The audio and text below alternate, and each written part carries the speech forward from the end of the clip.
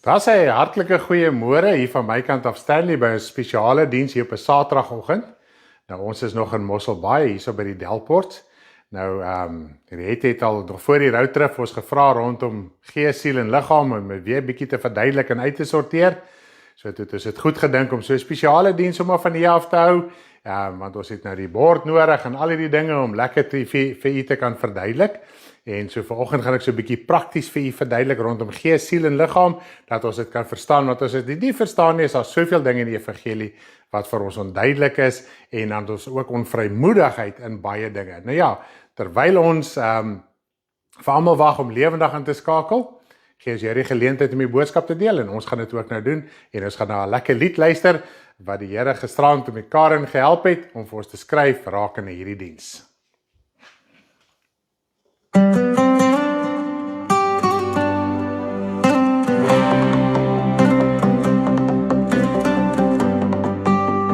Adam was siel in die begin. Hy ontvang die asem van lewe. Eva word uit die rib van hom geskape. Sonne kom in en verwoes die eenheid tussen hulle en God. Hulle word uitgedryf uit God se teenwoordigheid, vasgevang in duisternis. God skape vir hulle aardse liggaam, verbind dit aan hulle siel. So kon daar redding kom vir die siel, wat onder die mag van Satan was. Hulle word uitgedryf uit God se teenwoordigheid. Elkeen moes hel toe gaan tot Jesus kom. Hy gaan in die hel en verlos die regverdiges van die gevangenis.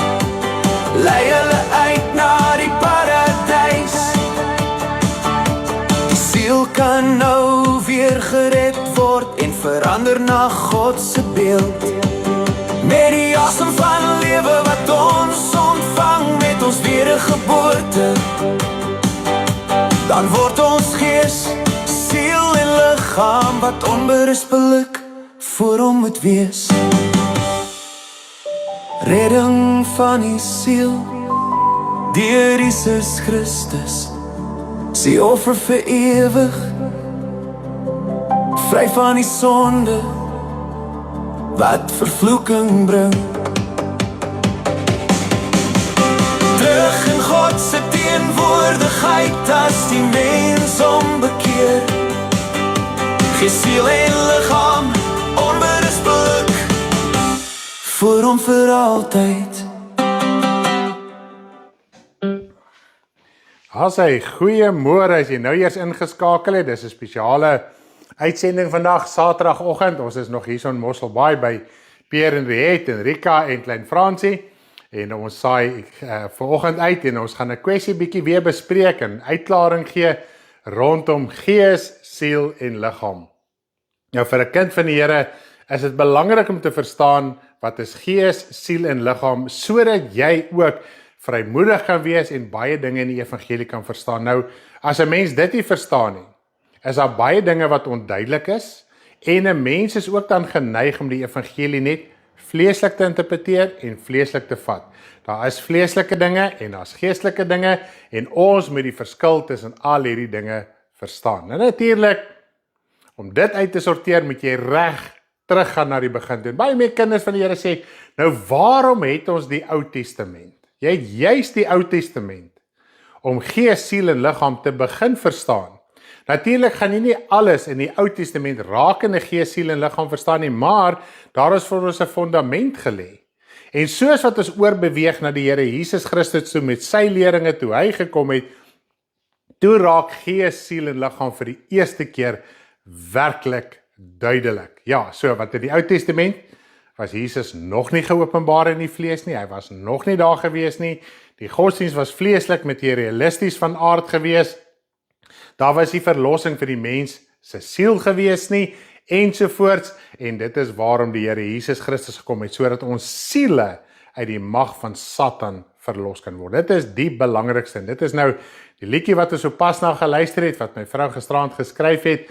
Dit was hier na 12, toe is hy nou eers klaar en reg. So ons prys die Here dat hy vir haar die wysheid gegee het om dit wel te kon doen. Ek was so opgewonde te hoor, wow, hier kom my liedjie vir vandag se spesiale uitsending. Nou ja, voor ons daarby gaan uitkom, wil ek net lekker saam met julle bid en dan gaan ons voort met hierdie diens vanoggend.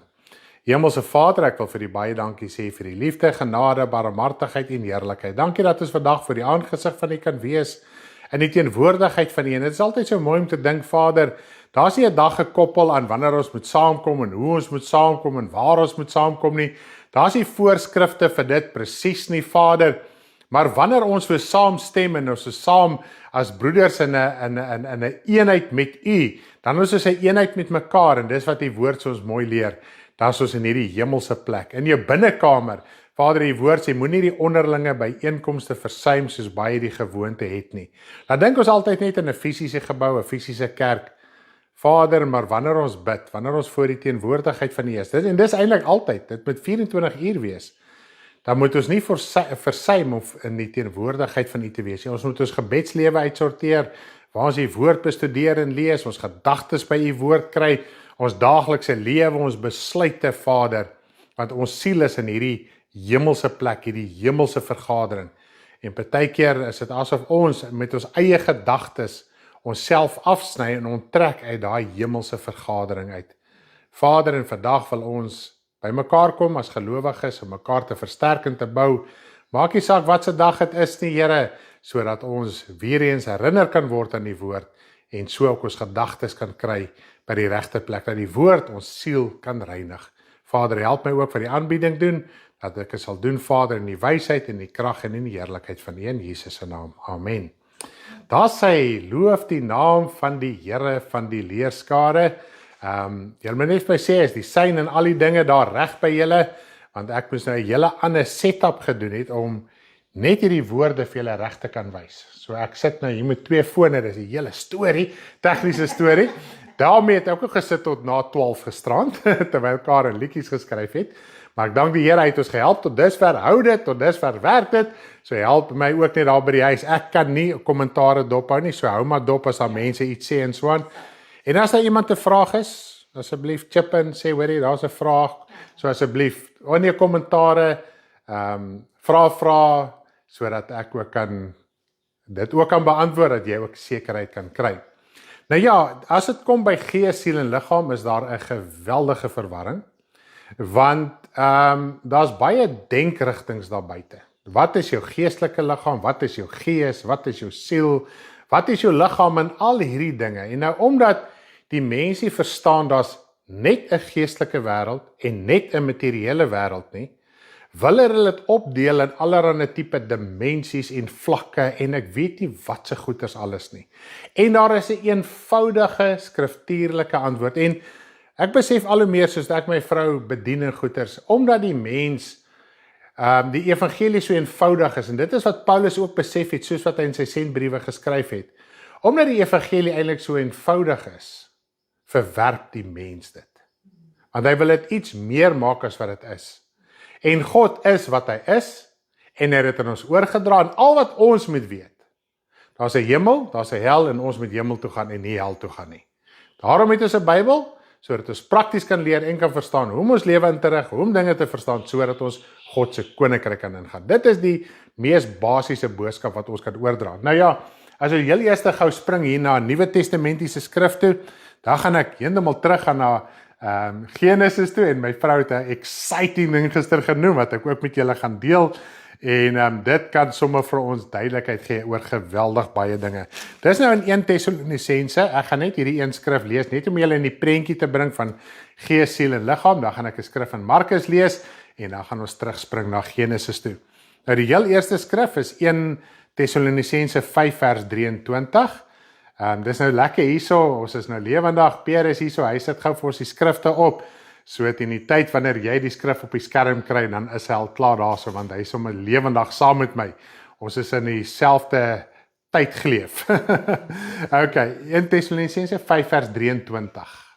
1 Tessalonisense 5 vers 23. En mag hy die God van vrede, julle volkome heilig, dit is nou waar vrede inkom, né? Dit is amazing. Die God van vrede, julle volkome heilig maak, en mag julle gees en siel en liggaam geheel en al onberispelik bewaar word by die wederkoms van ons Here Jesus Christus. So, nommer 1, die eintlike boodskap hierin is, die oorhoofse boodskap, al verstaan jy nie gees, siel en liggaam nie, jy moet heilig wees tot by die wederkoms van ons Here Jesus Christus.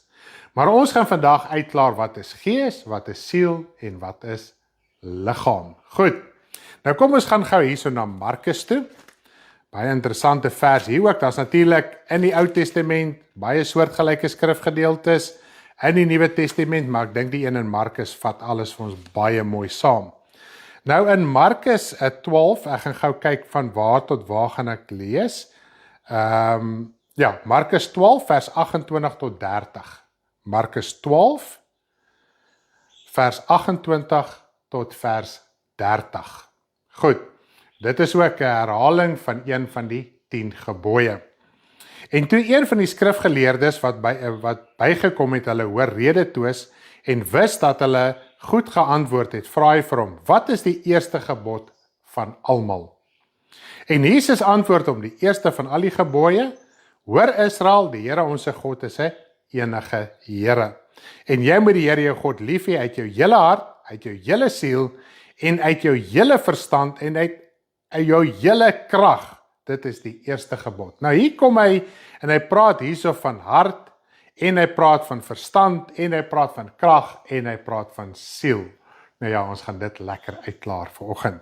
Nou om dit te begin verstaan en ek besef, en dit is wat ek nou so lank hierso op die groenbord, swartbord, groenbord geskryf het, waar ons probleme begin inkom, is omdat ons sekere dinge in Genesis 1 en Genesis 2 nie begryp en nie verstaan nie. Goed, nou heel eerste, daar is baie beweringe, daar's 'n verskil tussen Genesis 1 en Genesis 2, in die sin, dat baie beweer, in Genesis 1 het God gesê, laat ons mense maak, toe het God mense gemaak, en in Genesis 2 het hy gesê, hy maak Adam en Eva, toe het hy eers vir Adam en Eva gemaak. So dit is asof God mense gemaak het, en ook op 'n stadium Adam en Eva, wat net in die tuin van Eden was. Ons gaan daarna kyk vanoggend. En dan die groot sy van die saak, en ek dink dit is die grootste probleem, is juist hierdie gedeelte, die stof. Die mens is uit die stof van die aarde gemaak, en hy sê dit in die begin toe hy Adam gemaak het, en dan praat hy ook later en die mens gaan terugkeer na stof toe. Dit is in Genesis 3 vers 19. Nou omdat ons stof in beginsel, daai stof, nie verstaan nie, interpreteer ons die Bybel heeltemal verkeerd. Goed, en dit is waar baie vleeslike en snaakse leringe kom rondom die tuin van Eden, die mens, gees, siel, liggaam ensovoorts. Dan ook naaktheid, en ons het nou so rukkie terug het ons 'n bietjie oor naaktheid gepraat. Adam en Eva was naak gewees en hulle het hulle self nie geskaam nie. Wat is daai naaktheid? En dan natuurlik gaan ons die hele kwessie uitklaar van gees, siel en liggaam. Goed, so nommer 1 wat ons moet verstaan is stoflikheid. Kom ons kyk gou na stoflikheid, die heel eerste punt. Of nee, kom ons kyk eers na die verskil tussen Genesis 1 en 2, lyk vir die hele tyd of ek net daar opskrif geskryf het. Nou, wanneer ons kyk na Genesis 1 en 2, kom ons klaar dit gou vinnig uit. Nou ons lees hierso in Genesis 1 hoe die Here die aarde en die hemele en alles gemaak het, en nadat hy dit aanvanklik gemaak het, was dit eers woes en leeg en daar was duisternis op die aarde gewees. Okay, dit was nommer 1, en daarna, en soos wat daar, en die gees van die Here het op die aarde gesweef, en toe het uiteindelik wat ons nou vandag ken, nie die 7-dag skepping nie, die 6-dag skepping, want God het mos die 7de dag gerus, dit is wat ons nou in die woord lees. Goed, toe het hy op 'n stadium die graspruitjies gemaak, die plante, die bome, en die aarde het nou hierdie graspruitjies voortgebring ensovoorts, en dit was aand en dit was môre die 3de dag. Goed, so die 3de dag, nadat die droëgrond en alles na vore gekom het God besluit, hy gaan bome maak en plante en al hierdie mooi dinge. En is dit logies, niks kan lewe as daar nie ten minste iets is vir hom om vanaf te lewe nie. Goed, Dan kom hy verder, en hierso vanaf vers 26 af, dis nou dag 6, het God die mens en diere gemaak. Nie die mens nie, maar die diere dieselfde dag gemaak as die mens. Goed. Nou spring ons oor na Genesis 2 toe, en dit is nou waar hierdie verwarring in kom. Vir juis vers 4 is die verwarrende gedeelte. Hy sê, dit is die geskiedenis van die hemel en die aarde. Toe die aarde, dit is die geskiedenis van die hemel en die aarde toe hulle geskape is. Die dag toe die Here God die aarde en die hemele gemaak het. So hier is ons baie duidelik, dat hy praat nie van 'n ander skepping as die skepping van Genesis 1 nie. Wat gebeur met Genesis 2? Hy sê vir ons, en hy gee vir ons detail, oor dag 3 en oor dag 6. Dis al. Goed? So, wanneer ons hierso begin lees vanaf vers 5, sê hy, gemaak het, was daar nog geen struike in die veld op die aarde nie, en geen plante van die veld het nog nie uitgespreid nie, want die Here het nog nie laat reën op die aarde nie, en daar was geen mens om die grond te bewerk nie. Nou wanneer ons in Genesis 1 lees op dag 3, was daar nog geen plant in die droë grond was sigbaar, daar was 'n skeiding gewees ensovoorts, maar 'n mis het opgetrek uit die aarde en die aardbodem bevochtig.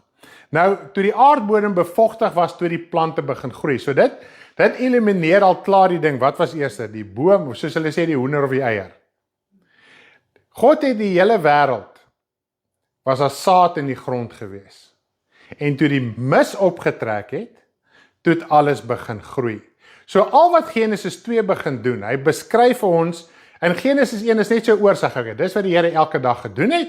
Ek meen, ons lees koerante en feitelike artikels, ook met hierdie oogpunt, die ou skryf vir jou 'n oorsig om jou aandag te kry, okay, dit is min of meer wat ons nou verder gaan behandel, en dan begin hy nou meer detail en vleis te gee in elke aspek, en dit is presies dieselfde, dit is niks anders as net dit nie, en dit is hoe eenvoudig die woord is, mense hoef regtig nie baie geleerd te wees om dit te verstaan nie. Dis al klaar dat ek sê, dis 'n geskiedenis van dit. Ja. So hy verwys terug na die eerste dag, na die eerste hoofstuk. Dis reg, ja, dis presies wat Karen sê, omdat hy gesê, dis die geskiedenis, sluit hy presies aan, so hy praat nie nou van 'n ander iets nie, hy praat nog presies van dieselfde hemel en aarde, dit is die geskiedenis, nie nog ene nie. Goed, nou, op dag 3, toe die Here, nou lees jy vinnig, okay, op dag 3 is die boom en alles het voortgekom, nou lees jy in Genesis 2, die saadjie was eerste, aarde is bevochtig en alles het begin groei. Goed, nou kom ons by dag 6 uit, en dit is nou waar ons optel by vers 7 in Genesis 2, waar hy Adam gemaak het. En die Here God het die mens geformeer uit die stof van die aarde, en in sy neus die asem van lewe geblaas, so het die mens dan 'n lewende siel geword. En toe die Here 'n tuin geplant in die ooste van Eden ensovoorts. Ek gaan nie op daai geskiedenis aan nie, ons wil bly by gees, siel en liggaam. Nou hierso lê die probleem. Nou verduidelik hy vir ons, wat het hy heel eerste gemaak? Op dag 6, hy het die mens eerste gemaak. Soos wat dit aangaan in Genesis 2, begin jy te lees, hier vers 18, dat die Here vir die mens 'n hulp wou gemaak het. En hy het hom na al die diere, toe formeer hy die diere, en hy het al die diere by Adam verbygebring.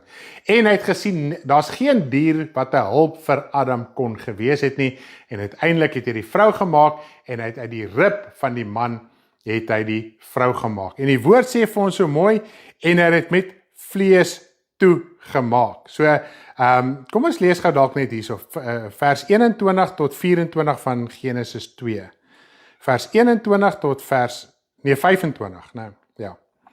Genesis 2, vers 21 tot 25. 21 tot 25 van Genesis 2.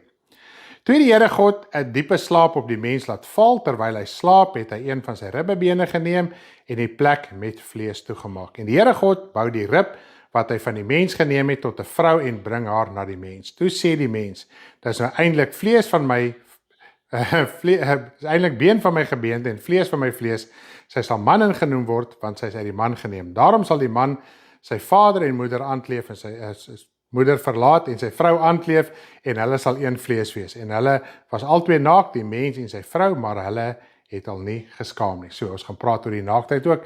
Hulle was naak geweest, maar hulle self nie geskaam nie. Nou kom ons kyk heel eers na stoffelikheid. Dan net nommer 1, die Bybel sê nie, Adam is gemaak uit die grond van die aarde nie. Hy is gemaak uit die stof van die aarde, the matter. Engels praat hulle van matter. Nou, ook as jy kyk in die astrologie, in die ruimte, dan praat hulle ook van ruimtestof. Goed, so dis nie fisiese grond nie, dis die molekules waaruit alles bestaan, dit is stof. Goed, want daar is gedeeltes en die gewilde interpretasie van Adam is, hy praat van red, en so hulle is 'n verwysing na die rooi grond, maar nou sit ons met 'n krisis. Nie al die grond in die wêreld is rooi nie. Daar is wit grond, daar is sanderige grond, daar is swart grond, daar is kleigrond. So uit watse grond is hy uiteindelik gemaak? Maar hy praat van stof. Selfs die grond is die stoflikheid van die aarde. Die water is die stoflikheid, the matter. Alles bestaan uit 'n sekere tipe stoflikheid uit. Goed.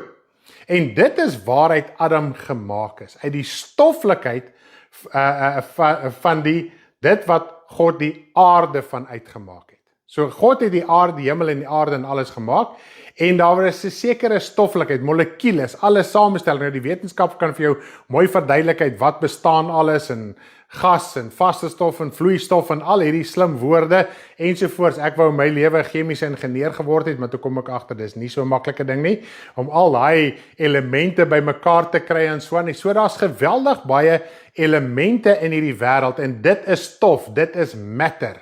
So die siel was gemaak aanvanklik uit die matter, die stoflikheid van dieselfde aarde as wat vanuit dieselfde aarde. Goed. So God het nie die Adam gemaak uit iets anderste en hom na hierdie aarde toe gebring nie.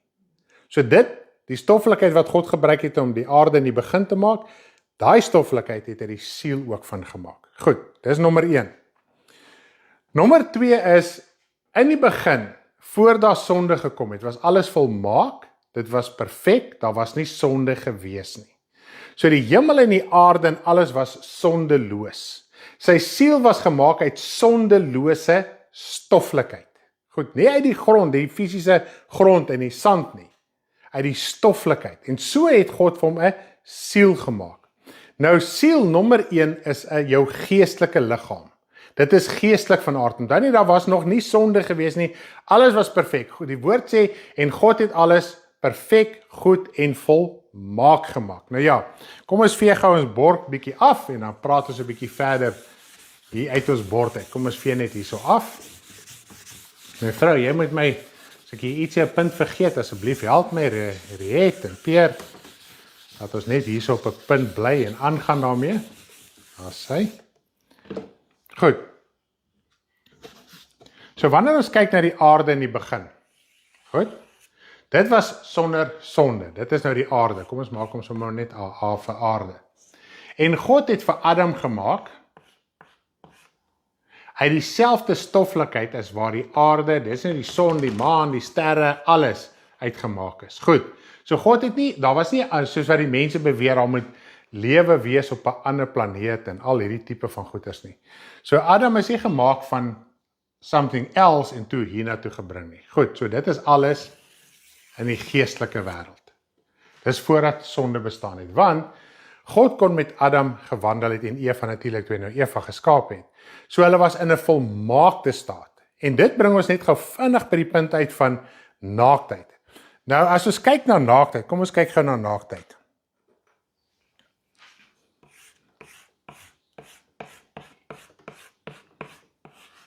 Hulle was naak geweest. Onmiddellik dink ons aan die aardse liggaam kaal. Goed. Maar naaktheid, want hy het hulle self nie geskaam nie, is dit, ek dink nou net in Engelse woorde, pure, dit is rein. Dit symboliseer reinheid, 'n nuwe lewe. En ek meen, dit is net logies, God het nou vir die eerste keer vir Adam gemaak en Eva gemaak, en hulle was rein geweest, daar was nie sonde nie, daar was niks in hulle en wat hulle gedoen het, wat hulle nodig gehad het om hulle vir God te skaam nie. Die oomblik toe hulle gesondig het, het hulle weggekruip vir God. Toe was hulle skaam gewees. Hulle het hulle reinheid verloor, hulle het hulle opregtheid verloor, want hulle was nuwe skeppinge, hulle was letterlik nuut, brand new, pure, naak. Nou wanneer jy jou hart vir die Here gee, word jy ook weer rein, jy word soos 'n maagd. So jy begin ook nuut, die dag met jou wedergeboorte, het jy geestelik, het jy nuut begin. Goed, so dit is nou nommer 1. So dit is wat naaktheid beteken. Dit beteken nie sonder klere nie, dit beteken rein, skoon, pure, soos 'n maagd, 'n virgin. Okay. En dis wat die woord sê, as jy jou hart vir hom gee, dan word jy 'n reine maagd. Dit kan ons nou so mooi lees in 2 Korintiërs 11 vers 1, praat hy daarvan, en hy woord praat ons van die 5 wyse en die 5 dwaase maagde, ander woorde, kinders van die Here, mense wat op 'n stadium hulle harte vir die Here gegee het. So dit is nou, ja. Staan ook daarna, maar hulle was nou siel, en die siel het nie geslag. Yes, okay. En toe die Here op 'n stadium vir Eva gemaak, goed, hy die rib van Adam uit, okay? Hoe teken mense 'n dogtertjie, so, né? Ja, hulle het die kleertjies gehad. Hulle het nie kleertjies gehad nie, maar net terwille van, okay.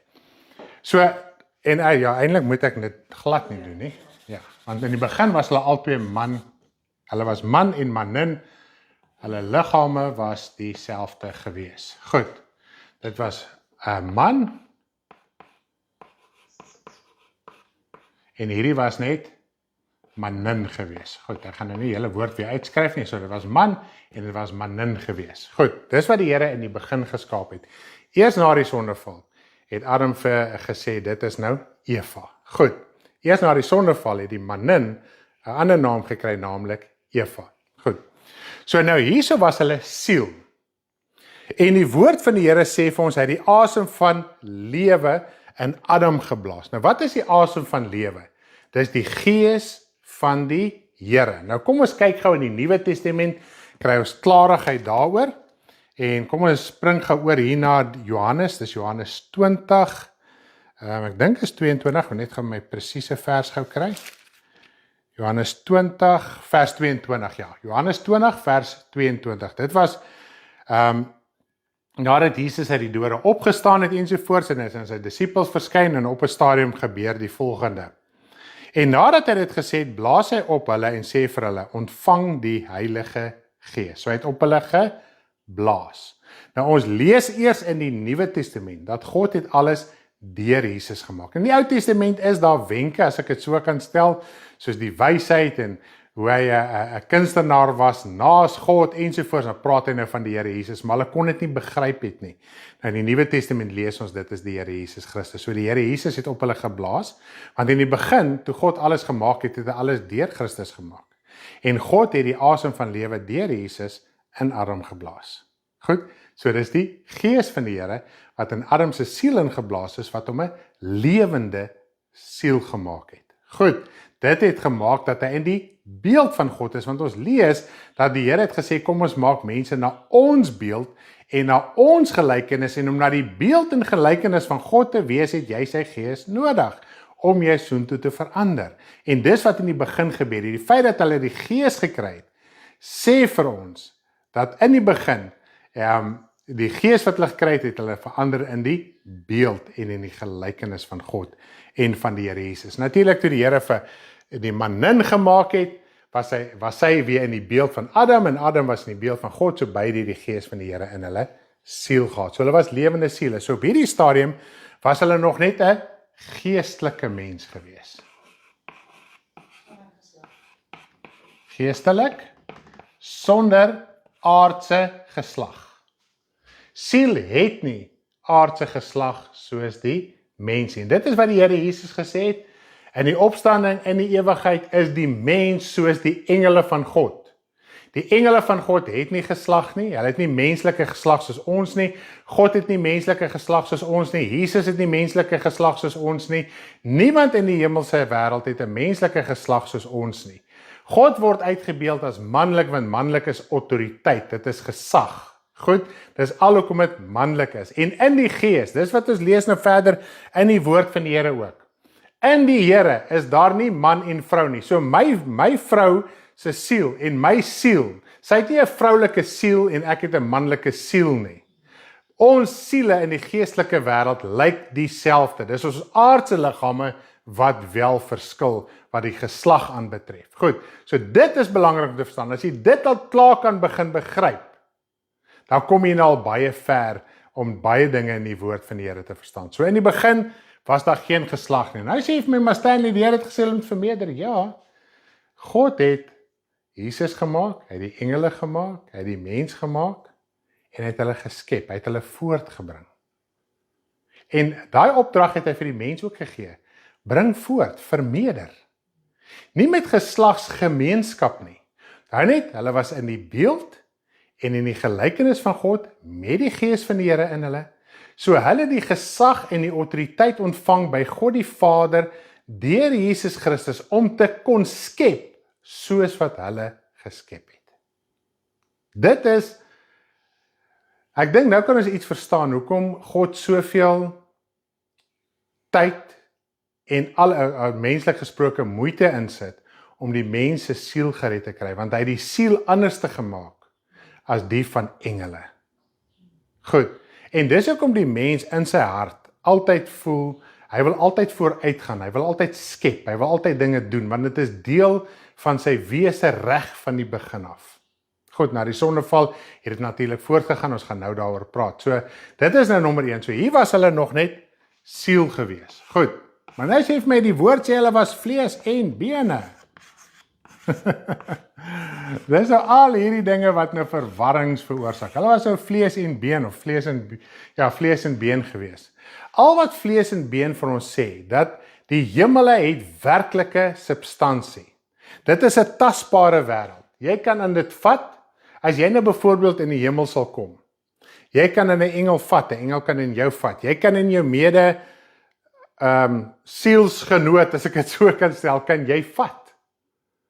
As daar 'n boom is, jy kan in die boom vat. As daar water is, jy kan dit drink. As daar vuur is, wat die vuur ook al doen, ek weet nie presies lekker alles nie. Dit is vir ons partykeer so, die hemel is vir ons so groot, ons verstaan nie lekker nie. Partykeer is daar vuur en vuur verteer nie, en die ander keer verteer hy. So, mens verstaan nie altyd die dinge presies nie, maar dit is 'n tasbare wêreld. Soos die woord praat van die goue wierookbakke, die engel het die bak gevat. Hy het nie deur hom gevat nie. Hy het fisies aan hom gevat en het hom opgelig en as 'n altaar en al die klas van ding. So dis al wat vlees en been vir ons sê. Daar is substansie. Dit is nie 'n wêreld van deursigtige spooke nie. Nou Jesus het dit kom demonstreer na sy opstanding gesê, kyk, ek het vlees en bene, gees. Nou wat het hy bedoel by 'n gees? Hy het bedoel, dis soos wat ons hierdie mitiese spooke het. Hy is nie 'n mitiese spook nie, maar ek is 'n werklikheid in God se koninkryk en ek kom wys dit vir julle, ek kom manifesteer dit vir julle, dat julle kan sien dat die koninkryk waar ek is, het ook 'n werklike substansie. So vlees en been sê net vir ons, dit is 'n tasbare wêreld, maar dit is geestelik van aard. Goed. Ek dink ons is tot op hierdie punt. So hulle is geestelik, daar is nie geslag nie, en is al hierdie dinge wat ons nou moet verstaan. Nou is hulle gees sonder sonde, en man en mannen gaan aan, en hulle bewerk die tuin.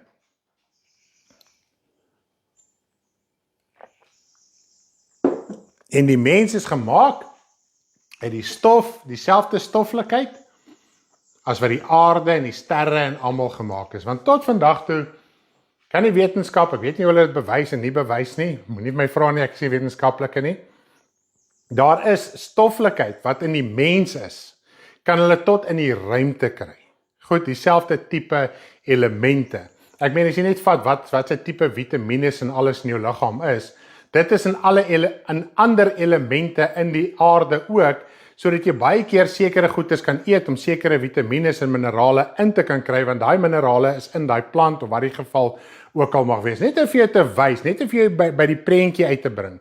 Dit gaan oor die stoflikheid, dit gaan nie oor die grond nie, die fisiese grond nie. Goed. Nou kom die mens op die punt gekom en hy sondig. Goed. Nou is hy op hierdie stadium, is hy siel, want siel, ek skryf nou hier sommer oor dinge en goeders. Nou is die mens op hierdie stadium siel, En omdat hy 'n lewende siel was, het hy die Gees van die Here in sy siel gehad. Goed. So hy is nou siel plus Gees. Right. Dan is die asem van lewe, wat hulle sy siel ontvang het. Goed. So dit is wat dit is. Nou is die mens gees en siel. En wat God vir jou ook al gee, is jou verantwoordelikheid, dis jou eiendom, jy moet daarna kyk. En dit is wat ons nou kan verstaan in 1 Korintiërs 5, wat ons nou vroeër gelees het. Jy moet sorg dat jy gees, siel en liggaam onberispelik wees voor die aangesig van die Here.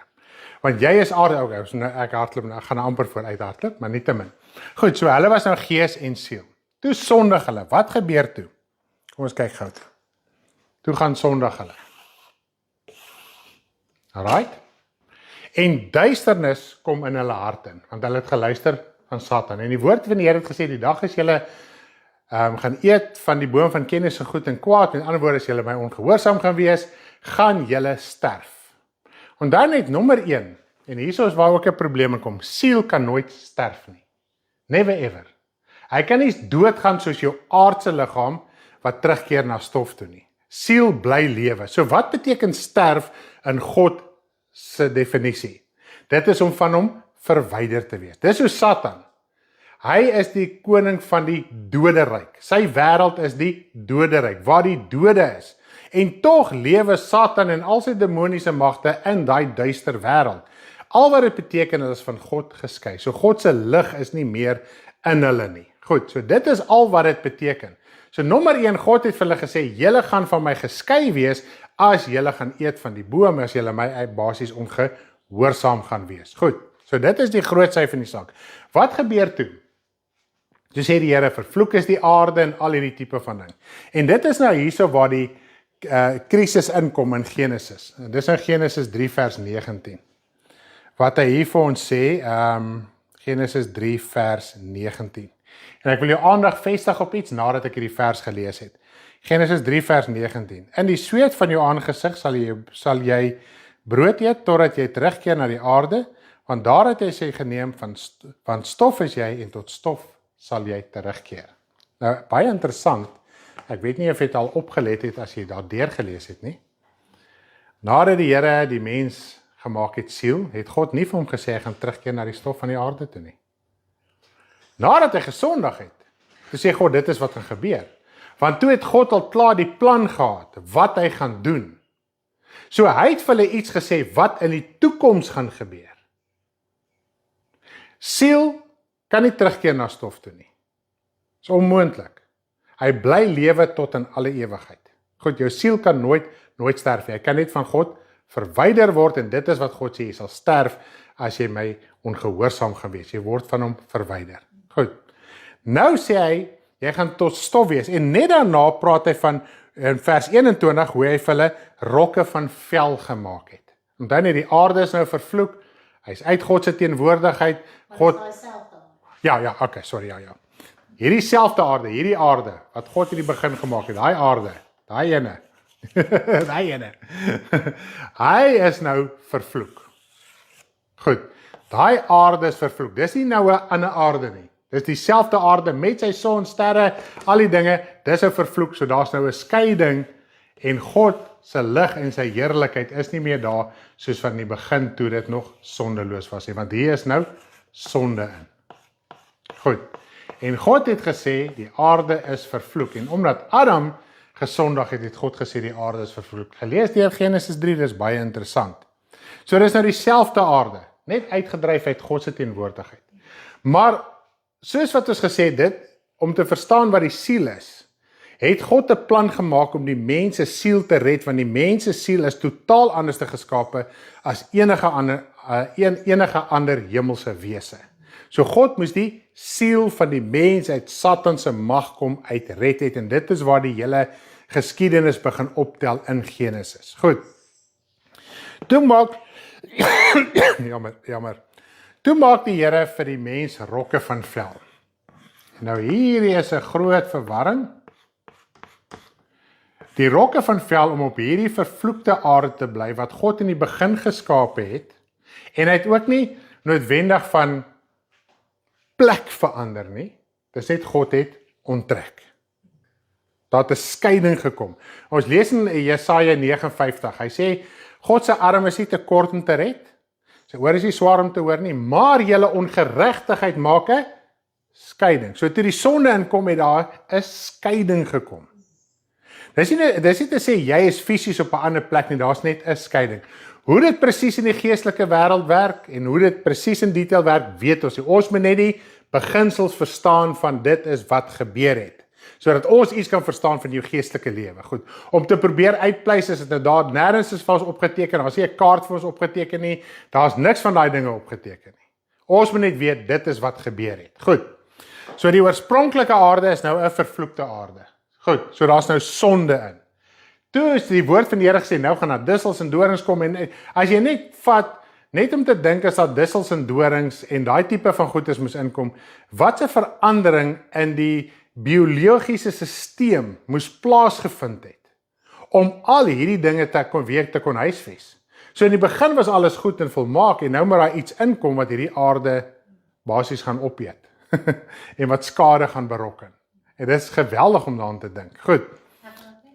Yes. Ons kan ook maar net noem dat die siel het nie op die aarde gebly nie. Die siel was in duisternis vasgevang in die geestelike wêreld. Dit is baie belangrik, dankie my vrou. So die siel is 'n geestelike wese. So hy is nog in die geestelike wêreld, maar hy is nie meer in God se teenwoordigheid nie. Goed? Net so Satan uitgedryf is met sy rebellie, was hy uitgedryf uit God se koninkryk. So is die mens verwyder uit God se koninkryk uit. Maar hy was nog steeds 'n geestelike wese, sy siel. So die mens was na die sondeval was hy nog steeds net siel en gees gewees. Nog in die geestelike wêreld. Goed. Toe is die aarde vervloek. Toe maak die Here rokke van vel. Right? En hierdie hele plan, ons het nou eendag so mooi daaroor gepraat, hierdie hele plan was om die siel van die mens te red. Dit is waar dit gaan. Dit gaan nie oor die rokke van vel nie, dit gaan oor om jou siel gered te kry, maar jy het rokke van vel nodig, sodat God jou siel kan red. Right. Yes. En ek wil vra, kan die mens dan sê God het eintlik nog 'n mens geskep? Dis nou waar ek wonder, want as jy nou sê die siel en gees bly waar hy was, maar van vel nog hy dan nog 'n mens geskep is, want daai moet bly. So hy het nie die rokke van vel op daai siel geskep nie. Hy het dit apart geskep wat lyk soos die siel. Dis reg, ja.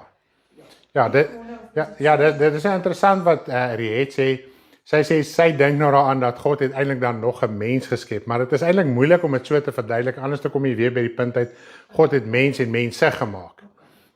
So God het net vir die mens rokke van vel gemaak, om aan hom te verbind. So die siel bly in die geestelike wêreld. Yes. God skep 'n rok van vel en hy verbind die twee. Maar die siel bly daar, maar die liggaam bly daar. Yes. En hulle lyk dieselfde. Ja. Want Dis 'n siel. ja. Want Dat- Jesus het dieselfde gelyk. Ja, kyk, hy het nie Toe hy nie dieselfde want hy die gate gehad Maar hulle het hom nie herken nie. jy sien hy het hom nie herken nie, maar ook hy moes in 'n liggaamlike gedaante gemanifesteer het vir hom te wys. Dis soos baie plekke in die Ou Testament waar engele aan mense verskyn het in 'n liggaamlike vorm. En ook toe Jesus nadat hy opgestaan het uit die dode, kon hy nie meer soos voorheen 3,5 jaar op die aarde bly lewe en eet nie. Vir 40 dae het hy net van tyd tot tyd aan hulle verskyn. Hy het nie saam met hulle vir 40 dae gelewe nie. Want toe is hy al klaar geestesmens. En hy kon vir oomblikke aan hulle verskyn het met obviously hy moes 'n sigbare liggaam gehad het om met hulle te kon praat, anders as hulle heeltyd gedink het is 'n spook. En dis hoekom hy vir hulle gewys het, ek is vlees en been. Ek is nog steeds dieselfde. Ek is nou net in God se koninkryk, verheerlik sonder sonde, daai tipe van ding. So dit is waaroor dit gaan. So hy het net vir hulle kom wys, hoor hierso, ek is werklik. Die geestelike wêreld is 'n werklike wêreld. Dis nie 'n spooke wêreld nie. Sou Jesus nie in 'n aardse liggaam aan hulle gemanifesteer het, kon hulle die uitlating gemaak het dat Jesus is nou, en dit is eintlik maar die ding van allerlei snaakse godsdienste, is hierdie mitiese fantasie wêreld. En ons eintlik het Jesus vir ons kom sê, dis nie 'n fantasie nie. God se koninkryk is nie 'n fantasie nie, dit is realiteit. Dis werklikheid. So nou het die Here vir hulle rokke van vel gemaak, sodat hulle op hierdie vervloekte aarde kon bly. Dan het alles gaan daaroor. God het 'n plan gemaak om die siel te red. Ons moet dit nooit vergeet nie. As wat ons net gaan stiek by rokke van vel, gaan stiek by dit, ons moet die plan sien, sodat ons kan verstaan waar gaan alles. Toe het die Here rokke van vel gemaak, sodat hy op die einde van die dag die siel, wat in duisternis op daai stadium was, uit te kan kry na sy koninkryk van lig toe. Dit was alles deel van sy plan. Ek kan obviously in al die detail ingaan nie, maar dit is die beginsel daarvan. Toe is die siel, kom ons kry sommer 'n ander kleur hierso. Toe is die siel wat nog in die geestelike wêreld is hy verbind aan die rokke van vel. Daar's net 'n verbintenis. Ons lees in die in die Ou Testament, hy praat van die silwerkoord ensovoorts. So daar's maniere om dit uit te druk. So elke siel het 'n aardse liggaam. Maar die siel is nie in die aardse liggaam en anyway, hier is die ander ding ook. En hy het hulle dit aangetrek. En ek dink hier lê ook 'n probleem. Nadat hy die rokke van vel gemaak het, het hy hulle dit aangetrek. Nou dit is simboliek. Dit is beeldspraak. Want as jy byvoorbeeld kyk, daar's 'n uitdrukking wat hulle sê, jy trek jou stoute skoene aan. Dit kan nie letterlik jou skoene is stout nie. Dit sê iets van jou. Jy verbind, jy gaan nou iets doen. Jy verbind jouself. Dit is soos ons is met Christus oorklee. Dis nie Christus wat letterlik 'n baadjie of 'n jas oor jou is nie. Jy word aan hom verbind. Omdat jy jou hart vir die Here gegee het, nou het jy die Gees van die Here ontvang. Wat verbind ons almal aan mekaar uiteindelik tot by die Vader? Die Gees van die Here deur Jesus Christus. So ons word verbind aan God deur die Heilige Gees om verander te kan word na die oorspronklike, perfekte, volmaakte siel en gees voor die sondeval. So daar's net 'n verbintenis. So God het hulle verbind aan die rokke van vel. En terwyl jou aardse liggaam lewe, is hy verbind aan jou siel, maar as hy sterf, is jou siel vry. Yes. Goed. Nou is hierdie rokke van vel. Nou is die mens siel, dan net hy bly, sy siel bly lewe. Sy siel is nie dood nie. Sy siel bly lewe. So nou is hy siel. Ja? En hy is gees, want die gees is nog steeds in sy siel in die geestelike wêreld.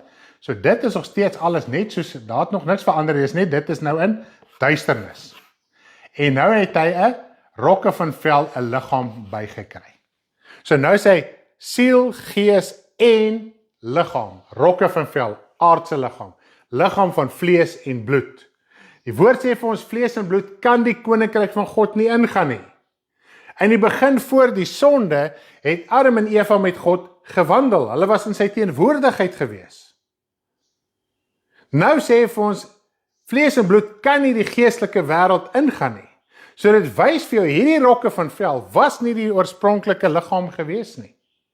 Nou die rokke van vel is nou weer, om net terug te kom na die stof toe, is uit die stoflikheid van die vervloekte aarde gemaak. En daarom hierdie rokke van vel wat jy het, hierdie aardse rokkie, goed, ja, as jy 'n bord kry, hierdie aardse rokkie, dit is die liggaam van sonde. Paulus skryf ook daarvan, wie sal my verlos van die liggaam van hierdie dood, van hierdie smarte, van hierdie sonde? Hy het 'n stryd gehad ook met hierdie aardse liggaam. Hy wil, die Here Jesus sê die gees is gewillig, maar die vlees is swak. Goed. So eintlik kan ons hier mooi verstaan dat 'n siel nie op hierdie aarde kan lewe nie. Yes. Hy moet in die geestelike wêreld lewe. En ons het hierdie rokke van vel nodig om op die aarde te lewe. Dis reg, ja. So jou siel is die liggaam wat in die geestelike wêreld lewe, of in duisternis of in lig, goed. En die rokke van vel is die liggaam wat op die aarde lewe en die twee is aan mekaar verbind. Dis al. Die siel kan nie hier op aarde. Die siel kan nie op die aarde lewe nie. So hierdie liggaam is nie die siel nie. Die siel is ook nie in hierdie liggaam nie. Goed? Dit het Jesus eers kom demonstreer toe hy op aarde was, maar in die een geval wat hulle met ongewaste hande geëet het en daai klas van ding.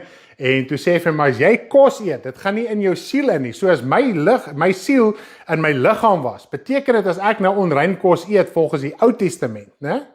sou dit my siel ook veronreinig het. Hulle het dit wel so gedink, want hulle het gedink die liggaam is die siel. En Jesus het dit eers kom duidelik maak. Hy sê op 'n stadium vir sy disippels, is julle ook sonder verstand om nie hierdie dinge te verstaan nie? Hy sê vir Nikodemus, as ek julle van die aardse, as ek jou van die aardse vertel, verstaan jy dit nie. Hoe gaan jy dit verstaan as ek jou van die geestelike verduidelik en met dit oor dit praat? So daar is Jesus het omtrent eers vir die eerste keer die verskil tussen die gees en die vleeslike wêreld kom uitwys. Goed, so jou rokke van vel lewe op hierdie aarde, dis hier liggaam van vlees en bloed wat nie die geestelike wêreld kan ingaan nie. Jou siel bly in die geestelike wêreld. En natuurlik ons weet nou, jy kan nou kies waar jy jou siel wil laat lewe, of in God se koninkryk of in Satan se koninkryk. Nou Adam en Eva was in die begin in God se koninkryk en hulle het besluit hulle gaan Satan gehoorsaam wees en toe word hulle siel in duisternis vasgevang. Maar dit bly 'n geestelike wêreld. Ons lees selfs in die Nuwe Testament, ons stryd is nie teen vlees en bloed nie, maar teen die bose geeste, die owerhede en die magte van duisternis in die lig, van die magte van duisternis. So as jy toegee aan die magte van duisternis, is jy ook in hulle koninkryk vasgevang van duisternis, alhoewel jou siel nog lewe, maar sonder God se gees in jou siel. Goed, daar sê. Nou begin hierdie hele reddingssaligheidsplan en proses. Is ons nou regter, daar is nog ietsie wat ek hier moet Wat jy net nou so 'n opsommingkie gemaak, ons kan dit dalk lees. Yes. Dus jy verstaan ek reg, as ek 'n sondaar is my siel in die koninkryk van Satan. En wanneer ek my lewe regmaak met die Vader, dan is ek in die koninkryk van God. So my siel is of in die koninkryk van lig of in die koninkryk van duisternis. En my rok van vel, wat lewe op die aarde, is op hierdie vervloekte aarde. Ek wil net seker maak ek verstaan hierdie besigheid reg. Presies, so Angie, jy verstaan hom 100%, dit is presies soos wat sy daar sê. So hierdie rokke van vel, en dit gaan alles, en ons moet dit nie uit die oog uit verloor nie. Dit gaan alles daaroor, dis God se regverdige manier om jou siel gered te kry uit die mag van duisternis wat Adam en Eva aan toegegee het. So ons dra tot vandag nog die gevolg van Adam en Eva se saak, maar as jy Jesus aanneem, verander alles weer. En dis hoekom jy het 'n bietjie, ja Pierre. Wat verbind die liggaam met die siel en gees? Ons Jou lewe op aarde. Ja. Ja. Die bloed. Die bloed, ja. Dis jou lewe op aarde, sodra jou lewe op aarde afgesny is, word hy, die woord sê so mooi, word hy silwerdraad verbreek. En sodra jou liggaam op aarde te sterwe kom, is die verbintenis tussen jou aardse liggaam en jou siel verbreek. So waar jy jou keuse gemaak het, waar jou siel moet deurbring, in daai oomblik as jy sterf, is jy daar. Of dit duisternis is, of in lig is. So dis die lewe, die woord praat van die bloed. Hoekom sê hy die bloed? Bloed is 'n simbool van lewe. Goed? So, al wat hy, want die bloed, dan net jou bloed hou hierdie aardse lewe aan die gang, hierdie liggaam in die gang. As hier vir argumente onhalwe geen bloed in my liggaam is, kan hy nie lewe nie, is onmoontlik. As daar net 'n min bloed in is, kan hy sterf. Goed, so al wat dit sê, die bloed laat hierdie aardse liggaam lewe en funksioneer met al sy brein en hart en al die dinge wat daar binne mee saamgaan, want die jou hele liggaam is deurtrek met bloed en dit hou die liggaam in die gang. Nou, terwyl jou liggaam lewe, is jou siel daaraan verbind. OK. En as die liggaam sterf, is jou siel los van jou aardse liggaam. Maar hy kan nie op hierdie aardse liggaam, op hierdie aarde kom lewe nie, want dit is 'n geestelike liggaam. Ek dink die hele verwarring het gekom omdat die mens gedink het dat die siel is oorklee met 'n aardse liggaam. Dit is hoekom die mens voel dat die siel is binne in die liggaam. Yes. Maar as ons vandag kan verstaan dat die siel kan nie op die aarde lewe, gaan ons baie meer verstaan. Ja, dit is onmoontlik. Net soos wat hierdie aardse liggaam nie die geestelike wêreld kan betree soos wat hy is nie, kan die siel ook nie hier lewe nie. Anders is dit onregverdig, want die woord sê, hy sal nie toelaat dat jy bo jou kragte versoek word nie. Maar alle versoekinge is menslike versoeking. Met ander woorde, wat sê dit? Daar's niemand wat in die geestelike wêreld, in sy heerlikheid van die geestelike wêreld, of dit nou duisternis is, of dit nou lig is, kan lewe op hierdie aarde nie. Al selfs so Jesus na die opstanding aan sy disippels verskyn het, mag hy volgens God se regverdigheid vir oomblikke gemanifesteer het. Maar selfs in daai liggaam kon hy nie verrig het wat hy in die geestelike wêreld kan verrig nie. So die siel kan nie bly lewe nie. Dis onmoontlik. Goed, selfs die engele in die Ou Testament het vir oomblikke gekom en hulle is weg, vir oomblikke gekom en hulle is weg. Slegs op God se toelating, want God laat alles toe en daar's regverdigheid in God se koninkryk, so as Satan en sy totale bose wese hier voor my moet kom verskyn en my kom versoek, ek het geen krag teen hom nie, want ek is 'n vleeslike mens en God sal dit nooit toelaat nie. En daarom het ons Jesus die woord en al die tipe van ding om ons te help oorwin. Goed. Nou die volgende ding wat baie interessant is. Goed, ek dink ons het dit dalk nou, gaan dit net gou weer noem om die volgende te verduidelik. In die begin, die siel is gemaak uit die stoffelikheid van die aarde toe hy nog perfek en volmaak was. So die matter, okay? Nie die grond nie, die matter. Die stoffelikheid. Die rokke van vel is uit dieselfde stoffelikheid gemaak van die vervloekte aarde. Okay? Dis waar die rokke van vel gekom het en dit is waar die bloed inkom en al hierdie tipe van ding. En dit is hierdie liggaam, toe die Here gesê het, van stof is jy en tot stof sal jy terugkeer, het hy gesê, dis hierdie liggaam. Dit beteken nie jy gaan teruggaan na grond toe nie. En dis die probleem, dis wat my vrou nou sê. Jy staan nou by 'n graf, nou praat nou van 'n fisiese graf, nou nie 'n verrassing nie. En dan sal die leraar, die bedienaar wat nou die begrafnis waarneem, dan sal hy nou 'n handjie grond vat en hy sal dit nou so op die kus gooi en hy sê van stof is jy en tot stof sal jy terugkeer. Jou liggaam, wanneer hy ontbind in hierdie wêreld, keer nooit terug na grond toe nie. Dis moet dit verstaan. Die wetenskap sal vir jou mooi verduidelik. Dit keer terug na die elemente van waaruit hy geneem is. So, jammer om vir jou te sê, van die eerste persoon, dit is nou Adam en Eva, van die eerste persoon wat op die aarde gesterf het, tot ons vandag toe, hulle stoflikheid, hulle molekules, is nog steeds in hierdie wêreld. Selfs die wetenskap sê vir jou, niks kan regtig vernietig word nie. Al wat dit gebeur, dit verander net van vorm. Vaste stof, vloeistof na vaste stof na gas, of wat ook al. As jy net vat, die mees praktiese voorbeeld wat ons altyd gedoen het in skool, is ys. Dit is water, jy kan hom vries, dan word hy ys, as hy 'n vaste stof. Goed? Dan kan hy smelt, dan word hy vloeistof. Maar dit bly dieselfde water. En dan as jy hom kook, dan word hy 'n gas. Daai water wat daar verdamp, is dieselfde water wat op 'n stadium ys was. Hy het net van vorm verander. Daar's 'n spesifieke woord, ek kan nie onthou wat is die woord nie. Maar met ander woorde, so, al wat gebeur is, jou liggaam verander ook net van fisies tasbaar na eintlik gas. Na eintlik niks. Want ook as 'n liggaam, die wat nou al gehoor en gesien en so aan, jou liggaam, wanneer dit te sterf kom, op 'n stadium en blaas hy op en is gasse wat opblaas.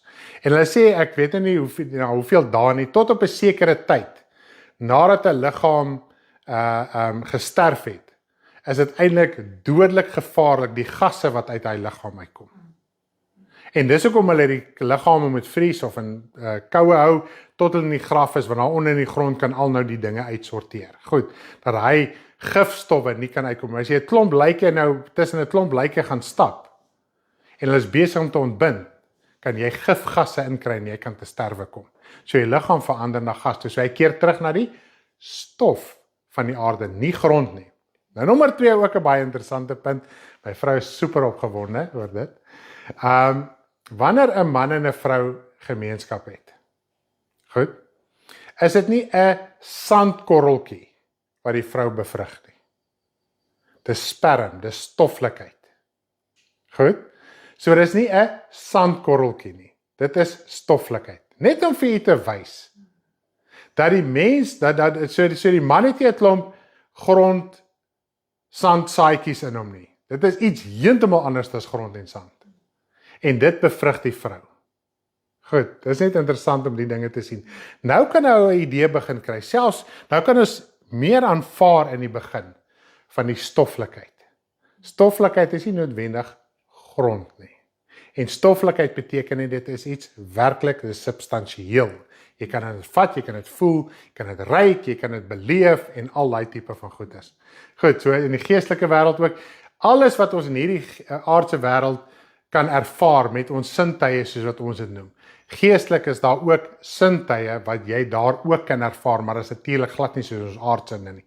Daar's ook reuk, daar's gehoor, daar's smaak, daar is sig, daar's alles. Goed, so dis net amazing om dit te hoor. Wow, prys die Here. Verstaan jy al ons 'n bietjie beter? Maak dit 'n bietjie meer sin? Goed, so prys die Here daarvoor. So ek dink nou is die mens siel, gees en liggaam.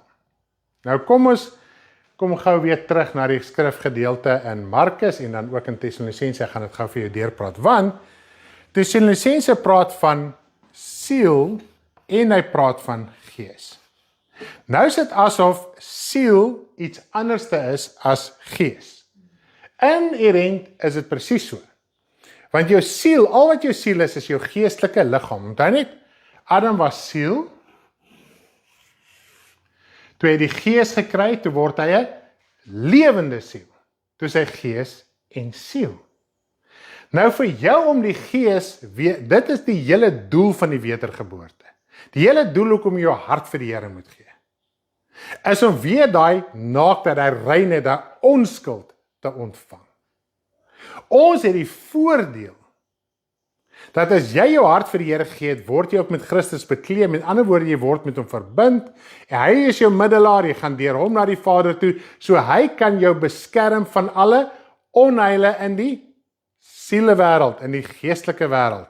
Hy kan jou beskerm van Satan se aanslag in die geestelike wêreld. Goed, dis nie te sê die aanslag gaan nie daar wees nie.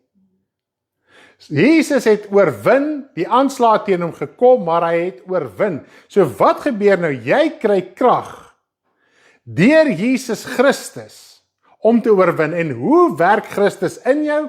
Deur die Heilige Gees. So as jy jou hart vir die Here gee, ontvang jy die Heilige Gees. Goed, wat toe nou gebeur? Sorry, voor ons nou daar gaan uitkom. Ek sê hardloop 'n bietjie ver vooruit, is super exciting al die dinge. Toe gaan die wêreld nou aan. Nou is die mens op aarde, verbind aan die rokke van vel ensovoorts, maar hy het nog steeds die gees van die Here in hom. En elke persoon op aarde, tot by die vloed, was siel, gees en liggaam. Okay? Toe kom die vloed.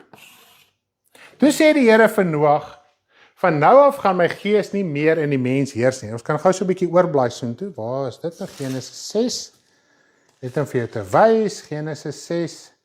Genesis 6 vers 3. Genesis 6 vers 3. Toe sê die Here, my gees sal nie vir ewig in die mens heers nie, omdat hy ook vlees is, maar sy dae sal wees 120 jaar. So hier kan ons sien, in die begin het God alles perfek gemaak, toe die sonde ingekom, toe moes daar weer veranderinge plaasvind. Goed, so die gedaante van die aarde het verander, die gedaante van die mens het verander, alles verander, geestelike dinge verander, materialistiese dinge verander. Toe kom die vloed, toe verander alles weer.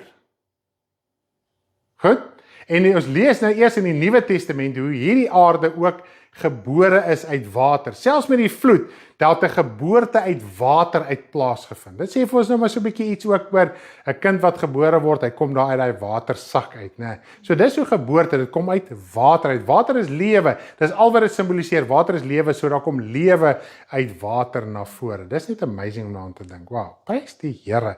Die Here leer ons so mooi vandag. En sê weer? Uit die woord, en die woord is die lewende water. Dis hoekom as jy weergebore word, as jou hart vir die Here gee, dis hoekom jy Jesus aanneem, word jy weergebore uit die woord van God, deur die krag van die Heilige Gees, want die Heilige Gees doen alles wat die woord doen. En God werk in ons deur die Heilige Gees die hele tyd. Dit is waarom hulle die Gees ontvang het, want God kon die hele tyd met hulle gewerk het deur sy Gees, want die Gees het hulle verbind ook aan God en aan die Here Jesus Christus. Nou as jy jou hart vir die Here gee, dan kan jy daai verbintenis weer herstel word. Toe sê die vloed, en die Here sê, ek gaan die gees uit die mens uithaal. Toe is die mens nog steeds siel. Siel kan nie doodgaan nie, ons moet dit altyd verstaan. En hy bly nog steeds in die geestelike wêreld, maar dan sy siel is nou duisternis. Al het hy die gees van die Here in hom gehad, sy siel was in duisternis gewees, maar God kon ook nog met hom gekommunikeer het deur die Gees. En dis wat die woord sê, en Eva het 'n kind gebaar met hulp van die Here, soos hy het wysheid van God ontvang deur die Gees, om wel die kind te kon voortbring en al die dinge waarmee saamgaan. Toe sê die Here, hy gaan my gees onttrek, toe is die mens net siel en liggaam. En dit is alles, het hy 2 gees? Liggaam. Nee, liggaam. Toe is die mens net siel en liggaam. Die siel nog steeds in die geestelike wêreld, aarde, verbind in mekaar sonder die gees van die Here. Goed. Nou, kom ek lees gou vir julle hier so interessant. Sandra vra net gou. Yes. Sy sê, "Môre ek is bietjie laat, maar mense verstaan nie waar is die geestelike wêreld nie. Kan mens sê dis 'n ander dimensie of weet mens nie waar dit is nie?" Ons weet nie waar dit is nie. Ja, want dit raak na daai dimensies, dan raak dit 'n hele verwarring. Yes.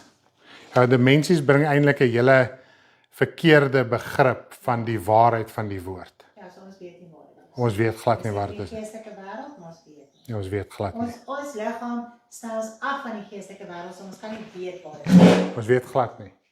Dit kan om ons wees en ons weet dit nie. Ja, Dan weet jy die hel, ons weet nie waar die hel is. ons weet ook nie waar die hel is. Ja. En alhoekom, ek wil net gou ook net noem, jy's op daai punt. As ons praat van hemel bo en hel onder, mense interpreteer dit letterlik. Nou, dis nou weer eens logika, as jy net logies dink. As jy praat van op, is dit altyd beter, as jy praat van af, is dit altyd slegter. Dis maar al wat dit beteken. Goed, so 'n mens wil eerder opgaan as afgaan, simbolies. Want op is beter en af is slegter. So dis al wat vir ons sê, die Satan se koninkryk is nie waar God se koninkryk is, selfs 'n skeiding. En ons wil nie hel toe gaan nie. So dit is maar net beeldspraak wat gebruik word om vir ons te verduidelik, jy moet nie ondergaan nie, jy moet opgaan. So dit is net alles, dit is amazing. Want ook, ek meen simbolies, ja, van die ou tyd af, die graf is daar in die grond en ons wil eintlik hemel toe gaan, ons wil opgaan. Goed, ons wil lewe bo dit. Ja, dan sê 'n paar maande dink ons kan in die geestelike wêreld wees en net nie weet nie wat ons oors doen. Ja. Ons weet nie waar ons is nie. Ja, en as jy eintlik mooi vat, ek wil net te tegnies raak hier oor en onnodige dinge in die gang sit nie, maar die aarde wat ek en jy vandag op lewe, is die aarde wat God gemaak het in die begin. Volmaak, perfek, in die geestelike wêreld. Toe kom sonde in. Sy gedagte het verander. Ons noem dit 'n materiële wêreld. Maar dit bly 'n geestelike wêreld. Ja, ons oor is nie toe om dit nie, ons weet nie waar ons is nie. Ja, is net sy gedagte het verander. Ons weet net nie waar ons is nie, want ons hierdie rokke van vel sny ons af om te sien wat in die gees, God se koninkryk en Satan se koninkryk aangaan. Dit is al wat gebeur. OK. Waar trek ons nou weg? Siel en liggaam. Goed. Kom ons lees net gou hierso Johannes 7 vers 39. Hier's 'n baie mooi skrif, Johannes 7 vers 39. Dis 'n hele gedeelte waar Jesus uitgeroep het. Wow, dis eintlik 'n baie mooi gedeelte as jy so deurlees, maar ek wil net natuurlik fokus op een gedeelte. Hy sê op die laaste dag van die fees het Jesus gestaan en gesê as iemand dors het, kom na my toe en drink. Dis nou van vers 36 af. 37 af. Hy wat in my glo, soos die skrif sê, strome van lewende water sal uit hom sy binneste vloei, vers 39. En dit het hy gesê van die Gees wat die sou ontvang wat in hom glo, want die Heilige Gees was daar nog nie, omdat Jesus nog nie verheerlik was nie. So toe Jesus op aarde was, het hy baie duidelik erken, die Gees van die Here was nog nie in die mens se siel weer nie. In die Ou Testament van tyd tot tyd het die Heilige Gees gemanifesteer. Hy het mense vaardig gemaak, wysheid gegee om sekere vleeslike take te verrig, want alles was vleeslik geweest. En nadat die taak verrig is, die doel bereik is, die profesie gegee is, of wat die geval ook al mag wees, was die Gees weg, het nie in hulle siel ingebly nie. Nou, jy is kind van die Here, en dit is die hele doel van die hele verlossing van God. Sodat Dat hulle nie die Gees kon van Israel. ja, en omdat hulle nie die Gees gehad het nie, was hulle siele hel toe, want hulle het Satan die reg gegee oor hulle siele. En die woord sê vir ons, almal tot by Noag is ook hel toe, en Jesus het vir hulle ook kom sterf. So Adam en Eva het ook 'n kans gekry, hulle siele was ook hel toe, nadat hulle aardse liggaam gesterf het. So, almal is hel toe. En na die vloed, toe is die Gees uit almal se siel uit. Goed? En die mens was toe siel en liggaam. Maar nou vir ons om die God se koninkryk te kan ingaan, het ons die gees van die Here nodig. Nou jou siel is jou geestelike liggaam. As jy jou hart vir die Here gee, ontvang jy die Heilige Gees. Jou verbintenis met God word herstel. Jou siel word uit 'n dierlike koninkryk uitgehaal en oorgebrei na die koninkryk van lig. Presies hoe dit werk, weet ons nie, ons weet nie, dis wat die woord sê. Dis net amazing om te dink, ek is nie meer in Satan se beheer nie, ek is nou in God se beheer. Ek kan ook nog steeds kies of ek God wil gehoorsaam wees en of ek Satan wil gehoorsaam wees. Goed. So dit is nou is jy na jou wedergeboorte weer gees, siel en liggaam. So nou is jy weet. Siel het herstel na die eerste. Ja, so jou siel, jou innerlike, is nou weer soos Adam en Eva in die begin. So jou siel het nou die gees ook in. Nou is jy siel, gees en liggaam na jou wedergeboorte. Nou het ek nie meer plek om te skryf nie. Kom ons maak nou sommer gou so. So na jou wedergeboorte is jy siel, gees en liggaam. Right. Maar dit gaan nie vir altyd so bly nie. Terwyl jy op aarde is dit hoe dit is. So die feit dat jy die gees ontvang het, is die gees van die Here jou verantwoordelikheid. En dis wat ons in Tessalonisense leer. Jy is verantwoordelik dat die gees van die Here nie uitgeblus en bedroef is by die wederkoms van die Here Jesus nie.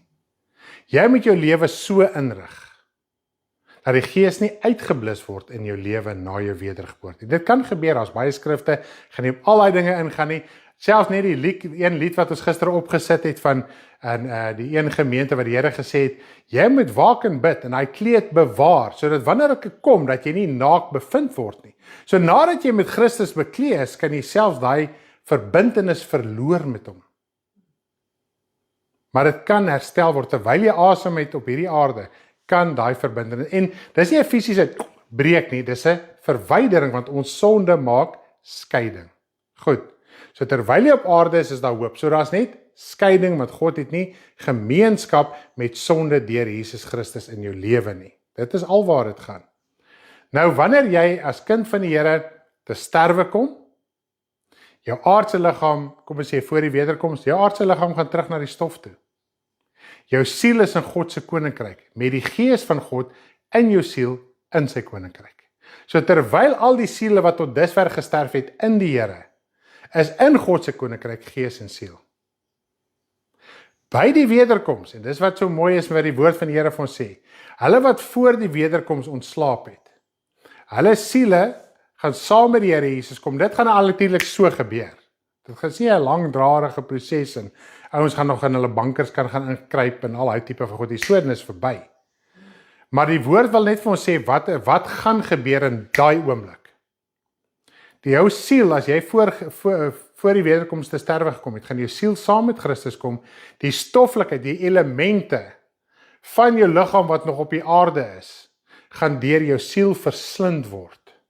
Presies soos wat toe Jesus opgestaan het, het hy sy aardse liggaam wat hy gehaat het en sy siel het verenig.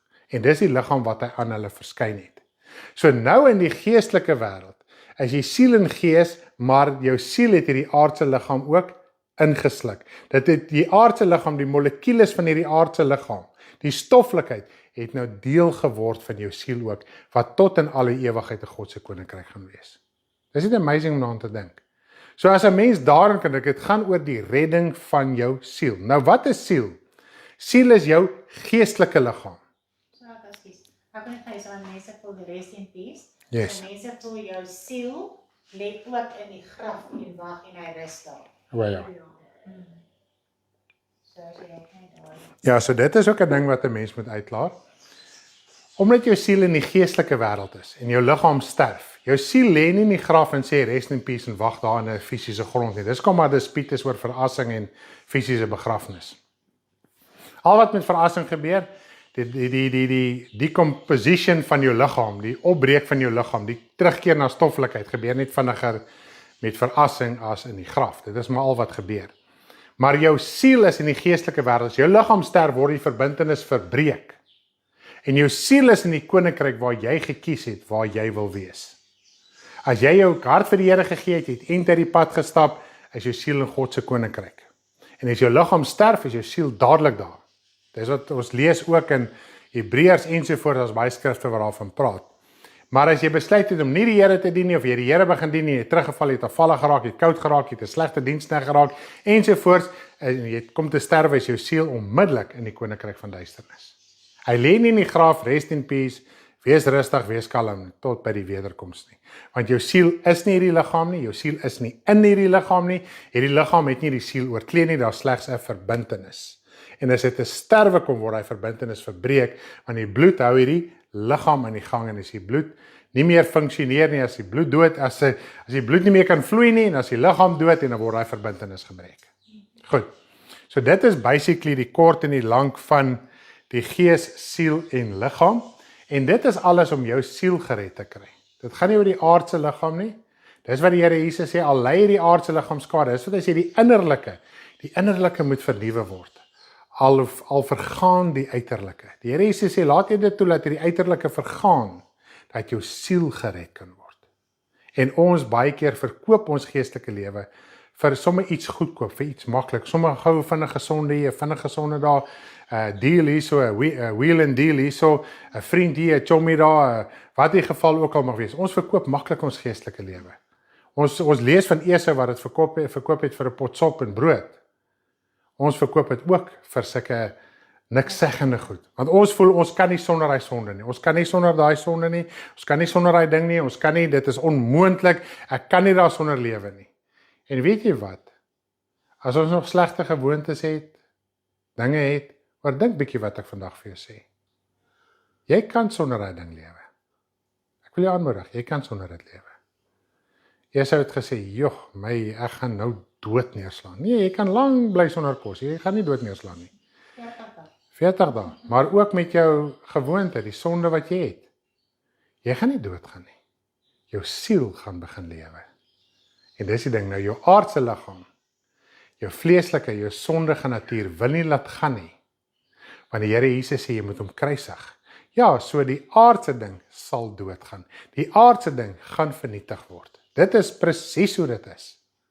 Maar jou siel gaan lewe. So moenie jou siel verder verkoop vir 'n gewoonte op aarde nie. Dis nie die moeite werd nie. Want alles op hierdie aarde gaan vergaan. Elke liewe ding.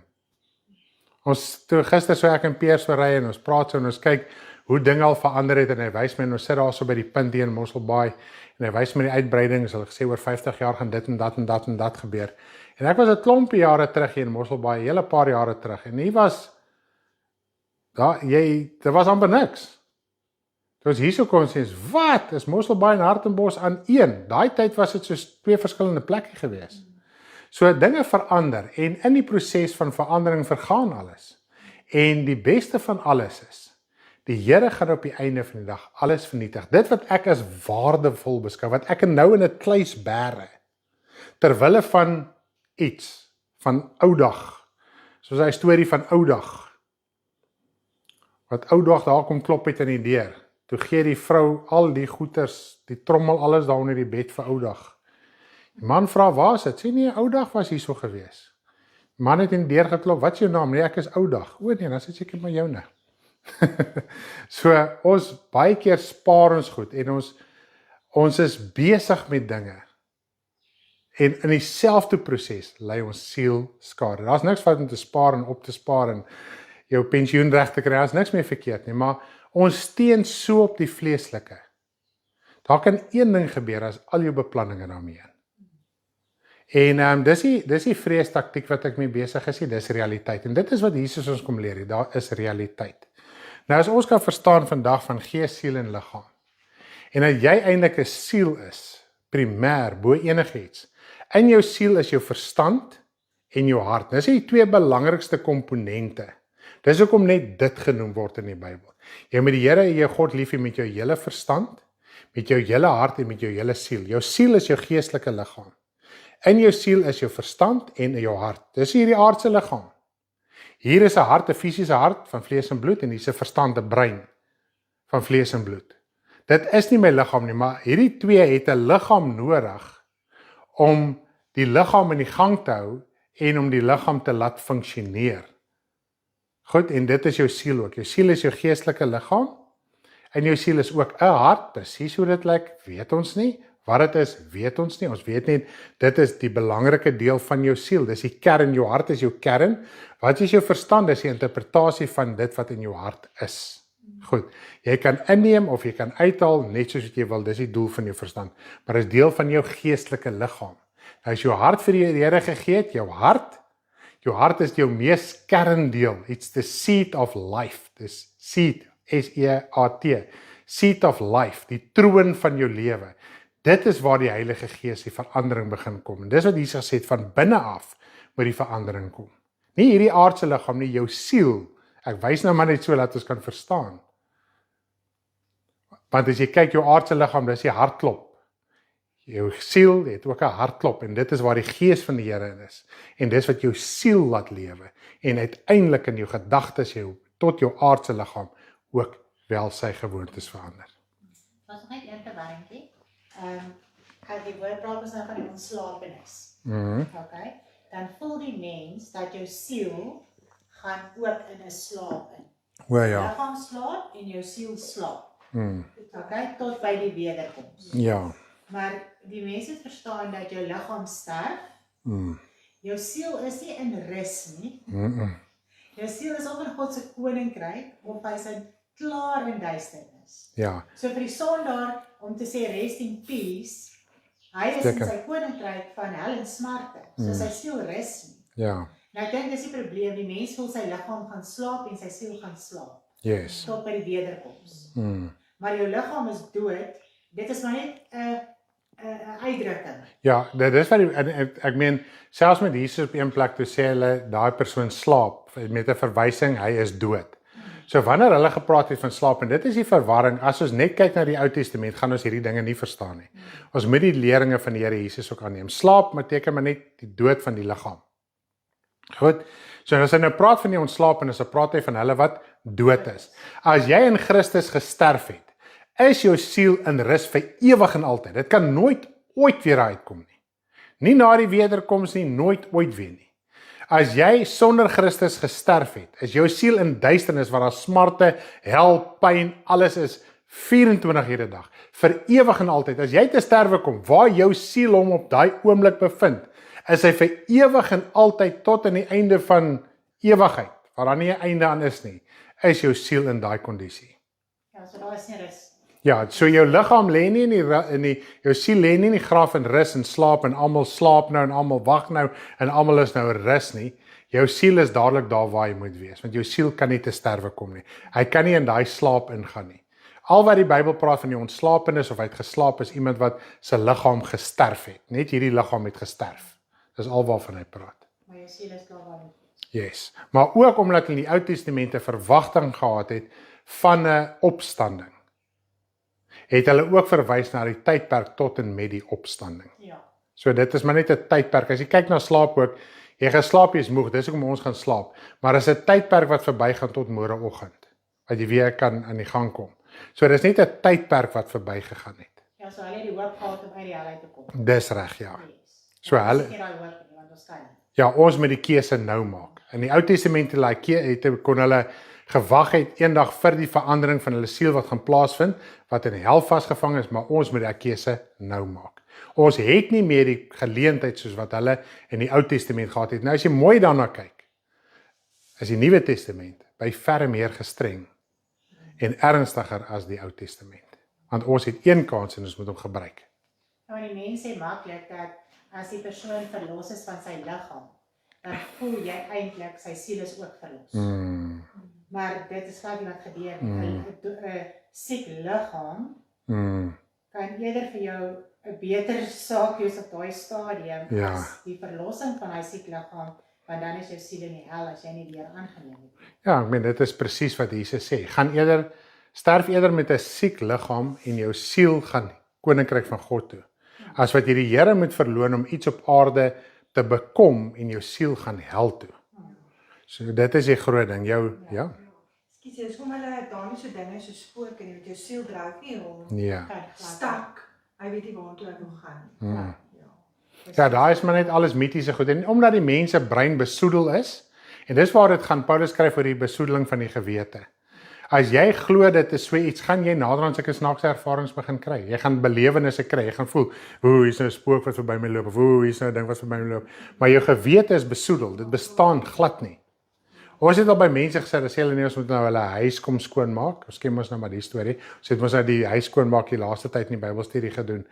En dan kom ons daar en sit ons daar, dan voel en ervaar hulle nou allerlei goed in die huis. Dan sit ek in Karen en dan dink ek, okay, wat gaan hier so aan? Hier gaan niks aan. Ek sê, okay, kom ons bedien die woord. Dan leer ons vir hulle van gees, siel en liggaam. Die ervarings is weg. So dit wys jy hulle brein was besoedel. As jy nou mooi hoor, nie die oom en die tannie en die oupa en die ouma en die buurman, tot kerke praat oor die goed, tot kerke sê jou ouma en oupa se gees dwaal in jou huis en goed is rond. En as jy die skriftuurlikheid oorbring, die waarheid daarvan, dan verdwyn ervarings, dat ons nie gebid nie, ons het niks gesalf en wat nie, want die waarheid van die woord maak ons los, alle ander goed is bygelowigheid, is okkulte. Jy kan nie Satan met Satan wegjaag nie. Dis wat die Here Jesus gesê het, Satan is nie met homself verdeeld nie. Die waarheid bring die ding in die lig, het verander, het verbreek, die gewete, die hart van die mens verander en hy verloor alle ervarings. Want dit bestaan nie werklik nie, dis 'n besoedeling van die gewete, dis 'n verbeelding. Dis die ander woord. En kom alles uit die hart uit. Daar sê, is daar nog ietsie? Soos reg. Het ek redelik alles gedek? Nee, is dit duidelik? Baie duidelik. Ja. Daai bord het alles. Daar sê, is groen bord. Ja.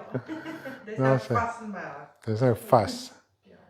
Daar sê, dis nie dimensies nie, dis 'n geestelike wêreld, dis 'n materiële wêreld. Kom ons bly net by die nigtere woorde en dan raak die evangelie glad Ons nie is vreemd net nie. afgesny met ons oogies, want ons kan dit nie sien. Ja, net ons oogies is afgesny en ook dit is nog steeds amazing net om dit te herhaal dat geen mens word uit 'n sandkorreltjie uitgebore nie. Hy word uit sperm uitgebore, manlike saad uit. So dit sê vir ons al klaar reeds dat die mense sê nie die grond uitgemaak nie, dis uit die stoflikheid. En as ons dit kan klik. En die geestelike wêreld is daar geestelike stof. En God se koninkryk is volmaak sonder sonde. En Satan se koninkryk is vol duisternis en ongeregtigheid. Goed, dis mal. Okay, ag baie dankie dat julle ingeskakel het op hierdie spesiale diens. Dis amazing. Ek het dit baie geniet. Dankie vir julle ook. Ons wou aanvanklik ons wou aanvanklik daar in die se studio opgeneem het, maar toe wil die plaat die syne, so ons is hierso, maar ek glo ons het lekker deurgekom. Maar sê, kom ons sit net ons laaste liedjie aan en dan sluit ons so af. Hy gaan nou inkom. Ja, sê, ons gaan net gou weer ons liedjie speel wat ons gemaak het vir ons liedjie in die jukebox aansit. Daar sê.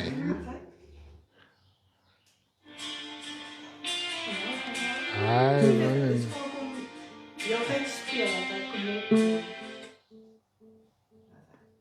Jy moet sien nou. Sy bloed is Daar is uitgestort. reg.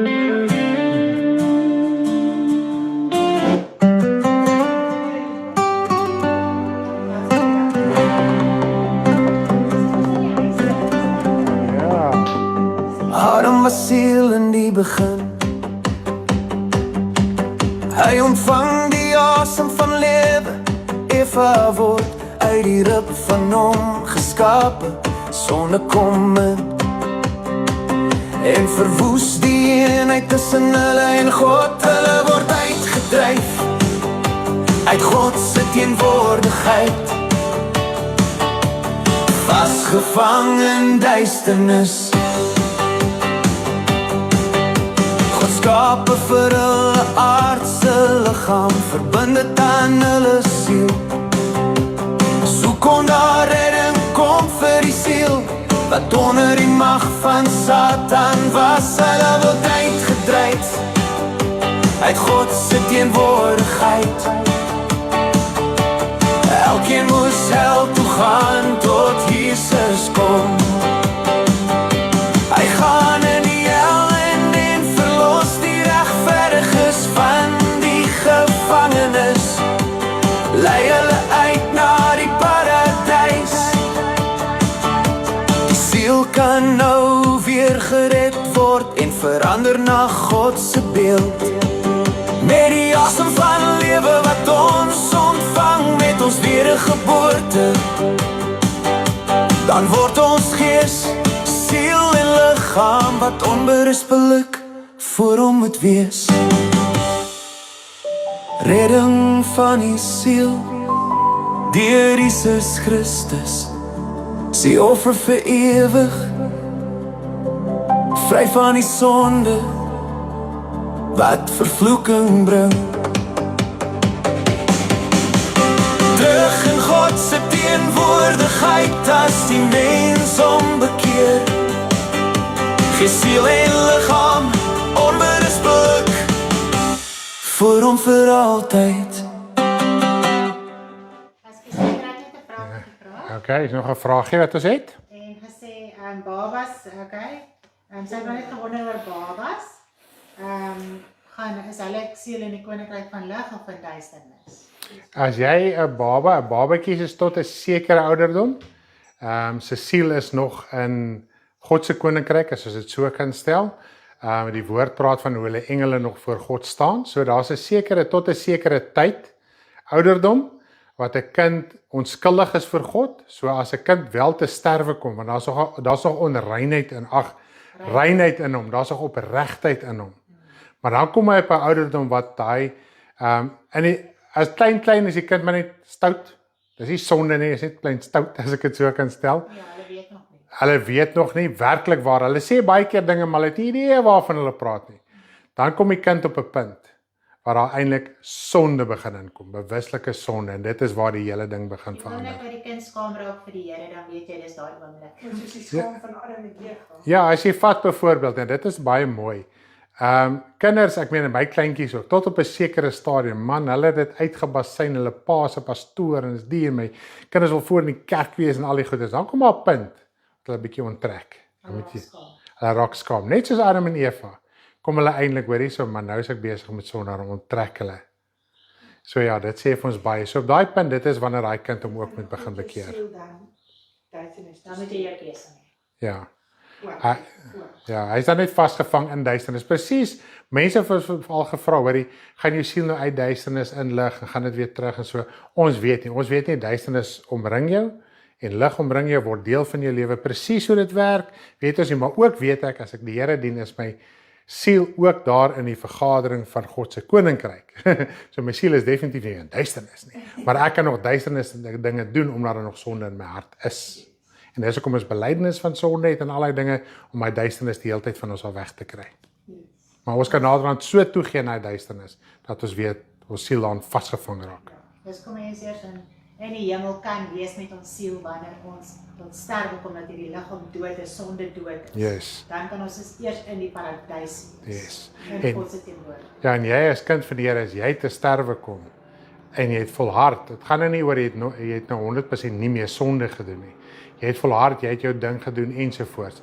As jy afgesny van alles wat hierdie aardse liggaam vir jou hel en smarte meegegee het en veroorsaak het. Sommige van nou, en toe sy nou in die paradys. Ek dink hulle verstaan dit. Verstaan dit, jy sien hulle. Ja. Van die man op die kruis. Dit is Ou Testament en alles. Ja, dis nou weer 'n gedagte op sy, ons sal weer 'n bietjie daar gesels. Ag, dankie julle. Ons waardeer dit ongelooflik baie.